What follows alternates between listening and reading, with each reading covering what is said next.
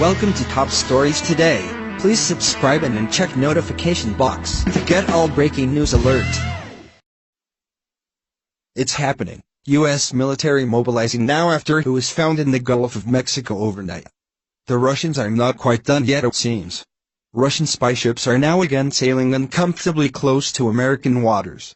The ship known as the Viktor Leonov SSV-175 has been under surveillance by the Pentagon for some time due to the ship sailing too close for comfort on several occasions. The warship is one of Russia's Vishnya-class ships generally used for intelligence gathering.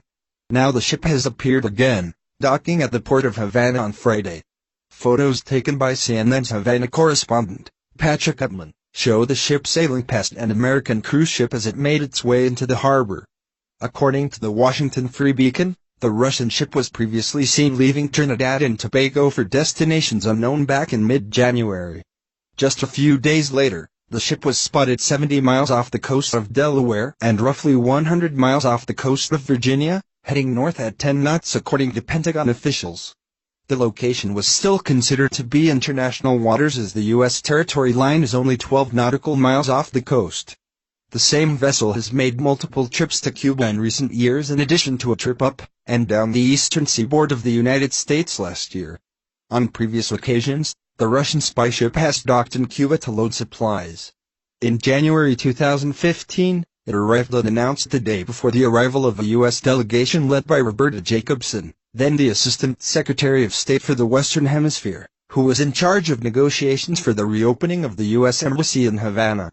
This ship is considered a high-tech spy ship and is armed with anti-aircraft missiles to be deployed for defensive and offensive measures.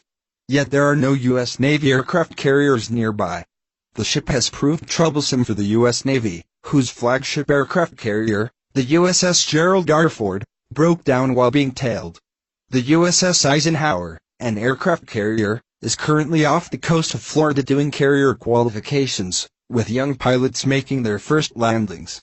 It does not currently have strike aircraft. It has previously been deployed by Russian government officials to carry out intelligence gathering expeditions in and around the Caribbean and near the coast of the United States. It is also capable of intercepting communications or signals, as well as measuring U.S. Navy sonar capability. Zero Hedge reports that during the Cold War era, it was routine for Russian intelligence gathering ships to park off U.S. submarine bases along the East Coast. Outside of U.S. intelligence gathering satellites monitoring the Russian spy ship's voyage north, there are several airborne platforms along the East Coast that could be used by the U.S. military to monitor the Russian ship, according to one official. Currently, there are 4 U.S. Navy warships in the Atlantic off the coast of Norfolk participating in normal training, but none have been tasked with shadowing the Russian spy ship.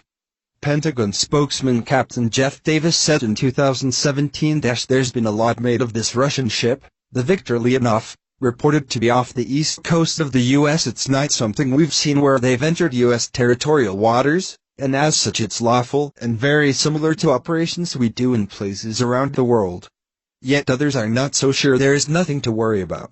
Commander Bill Speaks, a spokesman for the U.S. Navy, said the Viktor Leonov is being closely monitored along the U.S. East Coast. He stated, "We are tracking the Viktor Leonov's presence off the East Coast, much like we are aware of all vessels approaching the United States. We respect the right and freedoms of all nations to operate in international waters in accordance with international law." What do you think about this? Please share this news and scroll down to comment below and don't forget to subscribe Top Stories Today.